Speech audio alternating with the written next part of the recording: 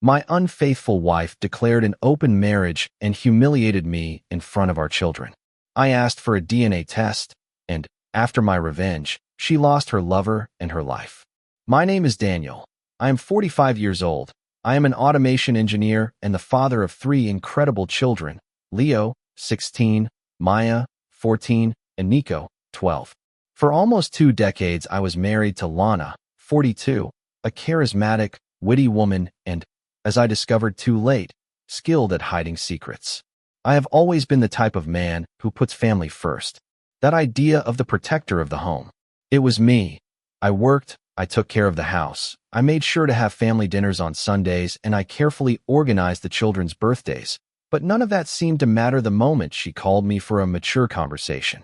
I already entered the room with that cold feeling in my stomach. I just had no idea how much my life was about to change. She did not hold back.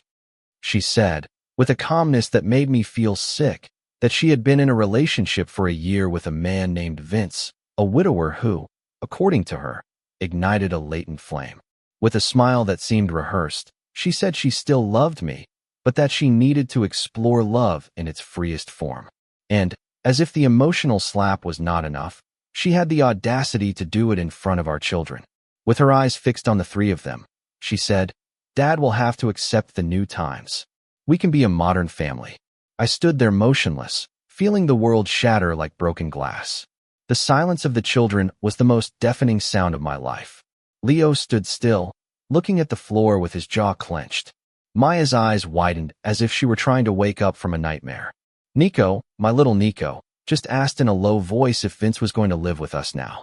And it was at that moment, when I saw my children confused, hurt, and exposed, that something inside me broke. A silent fury began to bubble up, not just for the betrayal, but also for having humiliated us in that way. Lana not only betrayed me as a father and husband, but she also used us as an audience to validate her own choice. I wanted to scream, but I managed to swallow it all. In that instant, something died in me, and something new was born in its place. She spoke with such pride about free love that it seemed like she was introducing a new product to the market. She detailed how she and Vince met in a yoga group, how he made her feel alive, how she wanted to include me in this new relationship model. When I tried to interrupt, she silenced me with, "Daniel, you do not understand anything about true love." And she added, "I do not want to separate. I want us to evolve together." And that is when I understood she did not want to lose the comfort of the life we had built. She wanted to cheat on me with my approval, to continue having a home, stability, children, and a lover, all under the pretext of emotional freedom. It was the perfect betrayal, and I just needed to accept it and smile, but I did not accept it. I did not smile. I simply stood up, looked at my children, and asked them to go to their rooms. Leo obeyed immediately. Maya hesitated, and Nico started to cry. When Lana tried to argue, I simply said, "You destroyed this and you insisted on having an audience." That night, I went to sleep on the sofa, but I did not fall asleep. I stared at the ceiling, feeling strangely warm inside. It was the beginning of something I did not recognize, a survival instinct mixed with a desire for revenge. I did not know how or when yet, but I promised myself that she would not get away with this joke disguised as freedom. That was the last day the old Daniel existed. The next day, she acted as if everything had been normal, as if the conversation had simply been a healthy change of course, as if someone had changed the living room sofa. She sent a message to the family group saying that yesterday's conversation was important and that she hoped for understanding and maturity from everyone. I read this and felt disgusted, not only with her, but with myself, for having allowed our story to reach this point without realizing it. But if she thought I was going to stay there crying on the sofa while she paraded herself as a neighbor and social media martyr, she had no idea the man who was about to be reborn, and that was just the first piece on the board. The anger did not come suddenly. It seeped into the corners of my routine like an invisible, suffocating gas leak, impossible to ignore. After that mature talk, Lana began to show off as if she had won the lottery. Photos with Vince on trails, lunches at CN, and even stories with captions like, "Love is freedom, not possession." It was as if she had rehearsed an emotional guru speech and was now on an evangelizing mission. And all this while still living under the same roof. She still used my house, still slept in the next room, and worse, she made a point of posting everything at times when she knew I would see it. I tried to talk again, more out of desperation than logic. I wanted to understand what was going through her head. In return, I heard that I was emotionally boring, predictable in bed, and that no one else would want me because of my overweight, my impending baldness, and my bad posture. She spoke as if she were doing me a favor by proposing an open marriage. Each of her words was a stab coated with a philosophical varnish. And the worst part, she knew exactly where to hit. I already felt terrible, and she still insisted on stepping on me. The humiliation went beyond the boundaries of the house. The neighbors started whispering. One of them, Marcos, even approached me with a cynical smile and said, "Man, I saw your wife with some guy at a restaurant. Modern people, right?" I swallowed hard and forced a fake smile, but inside I was burning. The town is small, everyone knows each other, and Lana seemed to savor every drop of this exposure, as if she were freeing herself from her captivity, where, guess what? I was the jailer. Vince became a fixture on her Instagram. They knew Uncle Vince, complete with a couple of hashtags and everything. It was like watching my own demolition in high definition. I even thought I was exaggerating, that maybe I really was becoming that bitter man she painted. But then I heard Leo, my eldest son, tell his brother, "Dad does not deserve this." And that gave me a shock. If Leo at 16 saw the absurdity of the situation, then I was not crazy. The humiliation she imposed on me became fuel. I started to record everything, screenshots of posts, audios, even the conversations she had with Vince on speakerphone when she thought I was not listening. I knew I needed to do something, but it had to be at the right time. She did not know it yet, but the war had already begun, and I was letting her win the first rounds just to study her moves, because when the time came, I would counterattack with everything, and it would not be with shouting or scandals. It would be with intelligence, strategy, and coldness, the kind of response that does not come with noise, but with consequences. And with every laugh she had with Vince, every look of pity from someone I knew, I added another block to the fortress I was building inside. I was still shattered, but I was no longer fragile. And when things changed, because they were going to change, she would not see where the blow came from. In front of her children, Lana tried to maintain an image of an enlightened mother. She spoke of energy, of acceptance, of not repressing love. But behind the scenes, she mocked me as if I were a design flaw in a perfect life. Instead of remorse, she showed pride. Instead of being ashamed, she gloated. She thought she had defeated me, that I would waste away as an abandoned ex-husband, crying in silence while she reinvented herself as the muse of suburban polyamory. But what she did not know was that her game was only beginning to make me stronger, and what came next, she would never be able to predict. The worst part of this whole mess was not the end of the marriage. It was seeing my children in the crossfire. Lana began to act as if nothing had happened. Even worse, as if everything was natural. She started organizing modern family outings with Vince, trying to push his presence as a new normal. A picnic in the park here, a visit to the cinema there. But my children are not stupid. Leo saw through it all right away. He, who was always quieter, looked at me during one of those invitations and said, "Dad, I am not going. I do not want to pretend." And at that moment I knew I was not alone. What I did not expect was that Leo himself had started to record his mother's pressure. He secretly recorded a conversation in which Lana told Maya that if she wanted to evolve, she had to accept Vince as part of the family. That resistance was a matter of a limited mind. Maya's voice in the audio broke my heart. Insecure, trying to please, but visibly uncomfortable. Nico, on the other hand, just asked if the new dad was going to live with us. It was clear that they were being manipulated, and that was the trigger. It was no longer possible to just watch.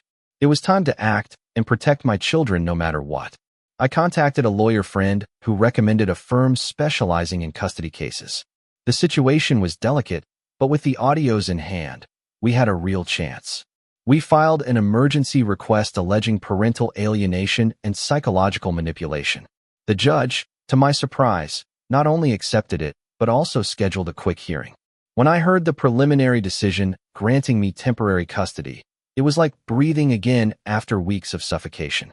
I saw Lana leave the courtroom for the first time without her smile. And at that moment I understood. The tide had begun to turn. The first night with official custody was quiet. There was no celebration, just the four of us in the living room eating pasta and watching some old movie. But for the first time in a long time, I had peace. There was no tension in the air, no masks. Leo actually smiled. Maya rested her head on my shoulder. Nico fell asleep on my lap. And I cried silently while they slept. Not out of sadness, but out of relief, knowing that I had managed, at least for now, to create a shield around them. Lana might have destroyed me as a husband, but as a father, she would never take me down. Of course, she tried to appeal. She sent tearful messages and videos, saying it was all a misunderstanding and that her children were being kept away by negative influences. But the children's own accounts, added to the recordings, spoke louder, and the judge noticed. Little by little, I gained more time with them, more trust. I started to notice little things, like Maya asking me if we could cook together or Nico asking me to teach him how to work with the wires in the workshop. I was not just the father who was left. I was becoming, once again, the pillar of the house, only this time stronger. It was then that an idea began to germinate. If I could protect my children, why could I not also rebuild my life? Not just mine, but theirs too. Lana kept trying to sell the image that everything was under control, but inside she was already starting to slip. I saw it between the lines of messages, in the looks during supervised visits. She was not in charge anymore. And seeing that rekindled something in me that I had lost a long time ago. It was not just revenge, it was redemption, and the war had just begun. If I learned anything quickly in this whole process, it is that justice without strategy is just a shout into the wind. After the first victory in custody, I knew Lana was not going to back down easily. She was always good with words. And worse, she knew how to emotionally manipulate anyone nearby. So, I sought reinforcement. A friend who went through a nasty divorce referred me to the lawyer Brenda Knox. I only needed one conversation to understand that she was exactly the kind of person I needed, meticulous, cold, and with blood in her eyes when it came to protecting a father in a legal dispute. Brenda did not promise miracles, but she guaranteed a fair and well-armed war. I followed every one of her instructions as if it were a survival manual. The first action was to financially drain Lana's comfort zone. I legally withdrew 35,000 euros from joint accounts. I made 3 mortgage payments in advance and closed all the credit cards that were in our names. She only realized it days later when she tried to buy a new dress for her special date with Vince. She sent me angry audios saying I was petty and vengeful. But I was just getting started.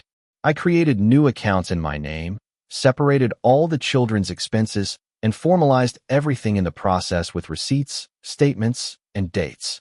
Now the chaos would be all hers. Brenda also acted quickly to ensure that any contact between Lana and her children was supervised. The visits began to take place in neutral spaces with professional monitoring. She hated it. She complained to everyone that I was emotionally kidnapping her children. She said it was a macho crusade against her, but no one believed that narrative anymore. The truth is that when the masks fall, even the most innocent people stop to pay attention. And Lana, who had previously been seen as an empowered woman seeking freedom, now began to be seen as unbalanced and reckless. With each new hearing, she lost more ground. She tried to appeal, hired a new lawyer, cried in front of the judge, tried to turn the tide with cheap emotions, but the facts spoke louder, and Brenda knew how to play clean with blood in her eyes. Every misspent cent, every screenshot, every audio, everything was filed, organized, and presented as a perfect puzzle that showed the pattern of disrespect, manipulation, and neglect. I was calm. For the first time in months, I felt I was in control of my narrative, that I was no longer the old-fashioned, rejected husband, but a father who knew exactly what he needed to protect. What hurt at first was seeing her surprise when she realized I was not the same anymore. That tired, passive man now had a firm gaze, a confident voice, and an elite lawyer by his side. She tried to play dirty, claiming I was negatively influencing the children. But Leo was called to testify, and what he said dismantled any argument. He does not influence, he just cares. The one who tries to force us to accept a lie is my mother. Lana was frozen. Vince did not show up for that hearing, and for the first time, she was alone in the war room she had set on fire. Leaving that hearing, I remember Brenda telling me, "You have gotten through the hardest part. Now it is time to stay the course and not get distracted. And that is what I did. I stopped looking at her Instagram, I blocked Vince's number, and I let my lawyers handle everything. While she was burning bridges, I was building foundations. It was not just about winning the case. It was about building a new home, a new name, a new me. And to achieve that, I knew I needed to start from the outside, but go much further than appearance. My first change was in the mirror. I wanted to look at myself and no longer see the man she despised. So I started with the hair, or rather, the lack of it. I got a €4,000 hair transplant at a clinic recommended by a colleague. It may seem futile, but it was a watershed moment. When I saw the first strands growing, I felt as if something inside me was sprouting along with them. I gave up sugar, I joined a gym, and I created a routine. The first few days I almost gave up, but every drop of sweat was an internal shout that said, "You are going to come back." And I was. In 4 months, I lost 19 kilograms. I started wearing clothes I had not worn for years. People started to notice. The neighbors who used to whisper started to greet me with respect. One of them even asked me if I had had surgery. No, it was not surgery, it was resurrection. And it was not just aesthetic, I was relearning how to hold my head high. And the best part, my children started to see me differently. Leo asked me to play ball. Maya posted a picture of me with the caption, "Best Dad." Nico hugged me tight before going to sleep. I was no longer the broken father. I was the pillar in the reconstruction. But what surprised me the most was who showed up to support me, my in-laws. Yes, Lana's parents, Sam and Vera, said they no longer recognized their daughter and were ashamed of what she had become. Sam was direct. "You do not deserve this." And the grandchildren do not either. They started visiting the children regularly, helped me with the routine, and silently stood by my side. Vera even apologized for having encouraged her daughter to live her truth. She said, "Freedom is not a license to destroy a family." And hearing that was like an unexpected hug in the middle of the battlefield. One day I picked up Maya from school, and a woman approached me at the gate. Clara, the pedagogical advisor, polite, kind, with a sincere look. She said she wanted to thank me for being so present in Maya's life, that it was remarkable how she had rebalanced herself emotionally. We met several times after that, always at meetings or school events, until one day she suggested a coffee. There was no hidden motive, not at that moment, but it was there that I realized something I thought was impossible. Someone looking at me with admiration, not pity. Someone actually seeing me. This phase was less noisy, but more intense. It was as if I was rebuilding myself piece by piece. There were days when I still woke up angry, in pain, with bad memories, but now I knew what to do with those feelings. I put it all into training, work, time with my children. Every small victory, a compliment, a number on the scale, a laugh during dinner, was a brick in the foundation of a new life. And every day I felt that Lana had lost more than a husband. She had lost the opportunity to have by her side the man who was being reborn, the old Daniel she called boring and predictable. That guy is dead, and in his place appeared someone she would have never expected. Strong, focused, and finally free from worries, emotionally, physically, and mentally. While she tried to remain relevant with empty selfies and copied self-help quotes, I was out there living for real. And what came next was the bitter cherry she herself had planted. After 23 years at the same home automation company, I found myself looking at that office with different eyes. It was the same place where I spent more time than at home, the same place where I worked hard, endured, and spent entire nights to ensure my family's stability. But now, stability was no longer enough. I wanted freedom, purpose, control. I resigned on a rainy Monday, without notice, handing the letter on my boss's desk with a handshake and a thanks for everything. He was surprised and tried to convince me to stay, but my head was already elsewhere. I used part of the money I had legally blocked during the process for something bigger, to set up my own smart integration workshop in my backyard. It was an old project I had always put aside for lack of time or fear of taking risks, but now the fear had been replaced by focus. With the support of Sam, yes, my former father-in-law, he invested in the project without a second thought. I started small. 3 clients, word-of-mouth referrals, a basic website, but the difference was clear. I knew what I was doing, and I did it with passion. In 3 months, the demand doubled. In 6, I had to turn down service. I would get up early, put on a classic rock playlist, and throw myself into work with an energy I did not even remember existed in me. I installed security systems, home automation, integrated voice devices, I created custom solutions, and the best part, Nico started to get interested. He would spend afternoons in the workshop asking me questions, observing. It was more than work. It was a legacy. For the first time, I saw that I could be an example not only of resilience, but of reinvention. And that, for a father who was almost destroyed, is the greatest gift life can give. The reputation of my workshop grew so quickly that less than a year later, I received an offer. And not just any offer, it was from my former boss. He invited me for a coffee, praised my growth, said that clients were speaking well of me, and asked if I would accept a partnership. I took a deep breath. I said I would accept, yes, but only if it was as the majority partner. His eyes widened for a second, and then he smiled. I understand. At that moment I knew I had won, not just professionally, but spiritually. The man who once saw me as an employee now saw me as an equal, or better, as a leader. My name began to circulate in local business groups. I started giving lectures at technical schools. One of my videos on automation went viral. It was surreal.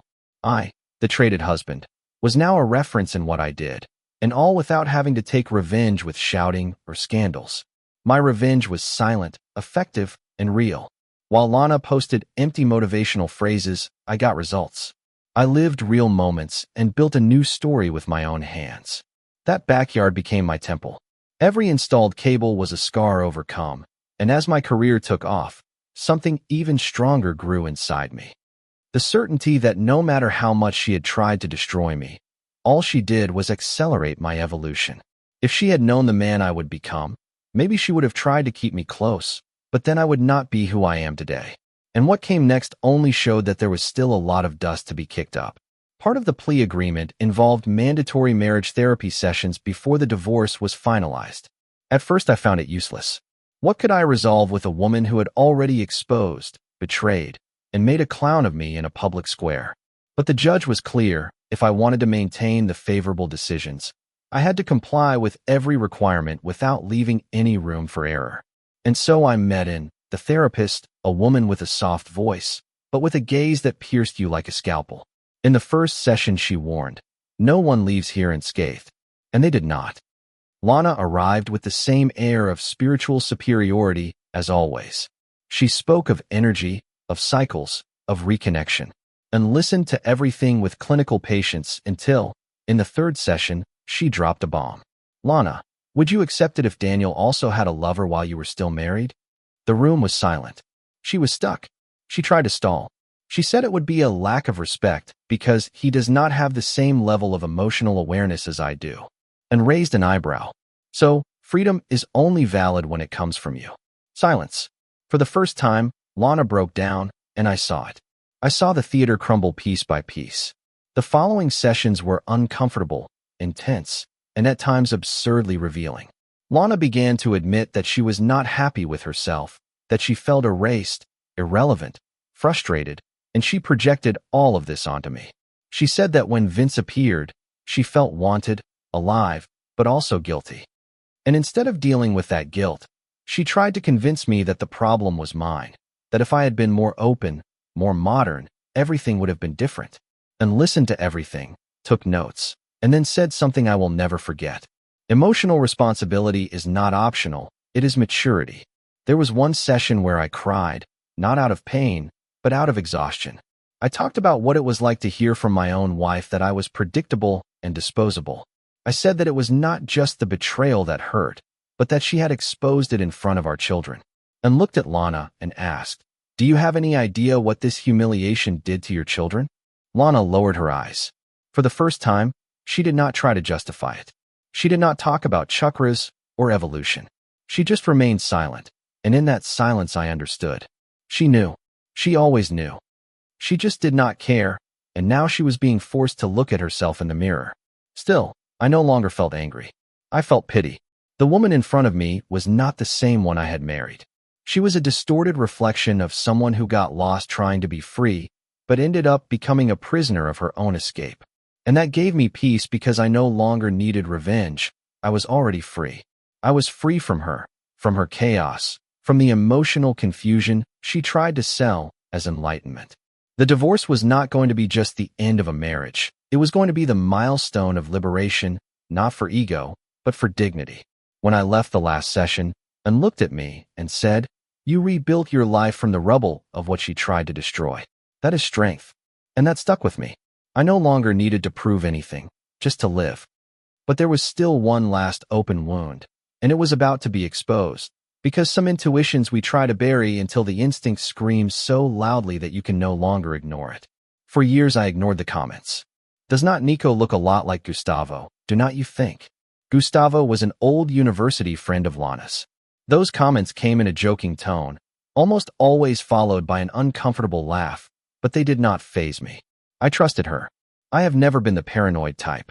And even when my youngest son's features began to clash with mine and his siblings, I never took it seriously until the betrayal came. And with it came a parade of lies, fallen masks, and poorly stitched truths. It was then that old flea decided to scream. Is that all?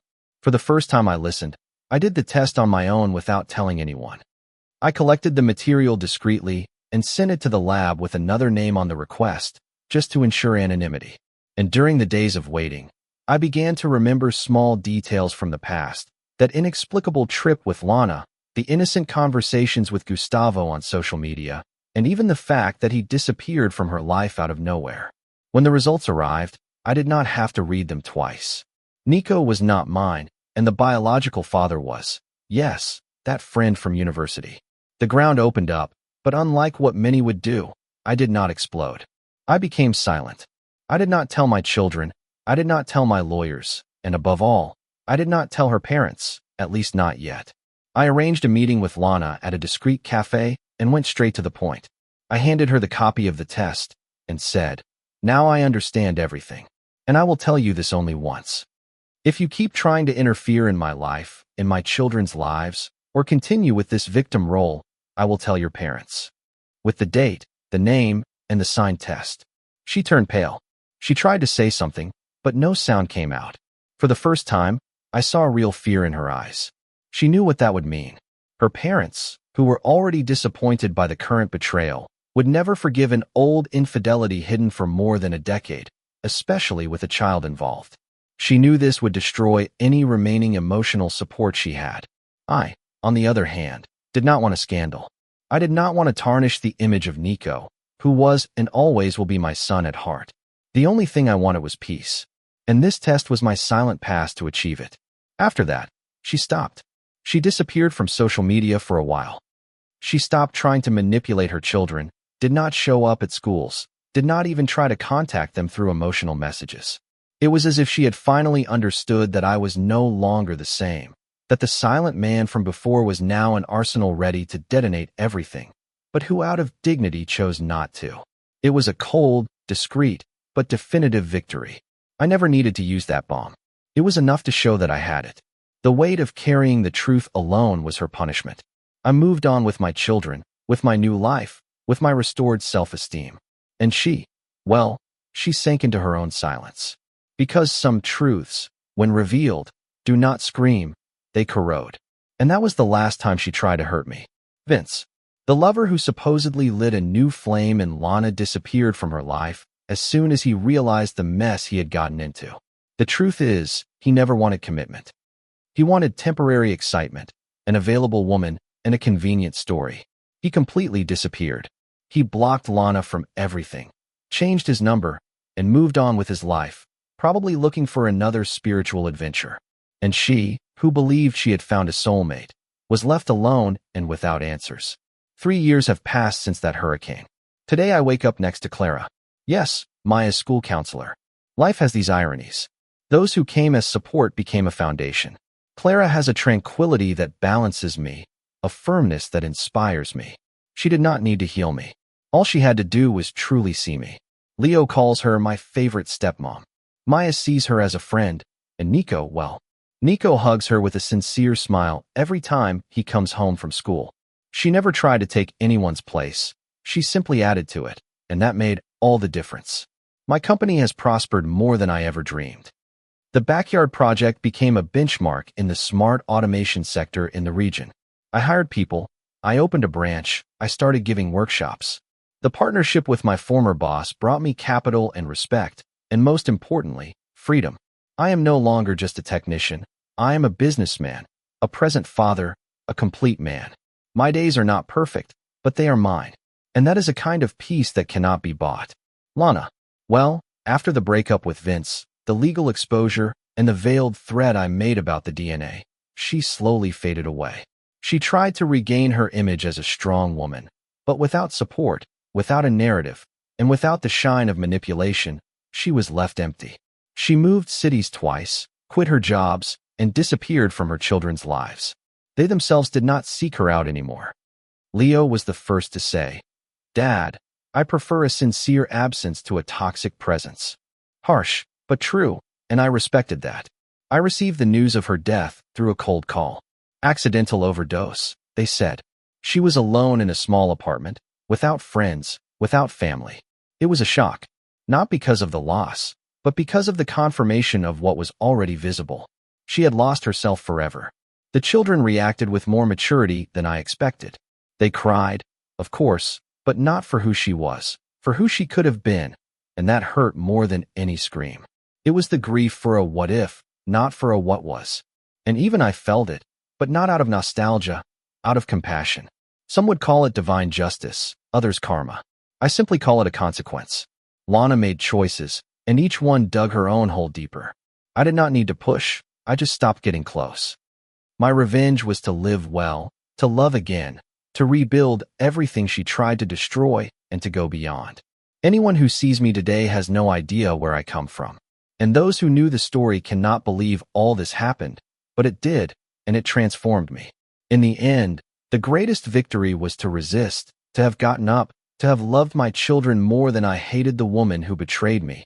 And that is why I live in peace today.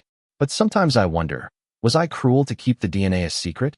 Was it fair to let her sink into her own silence? Or was it just a reflection of my pain? I do not know, but I know that I survived, and maybe that alone makes me a winner.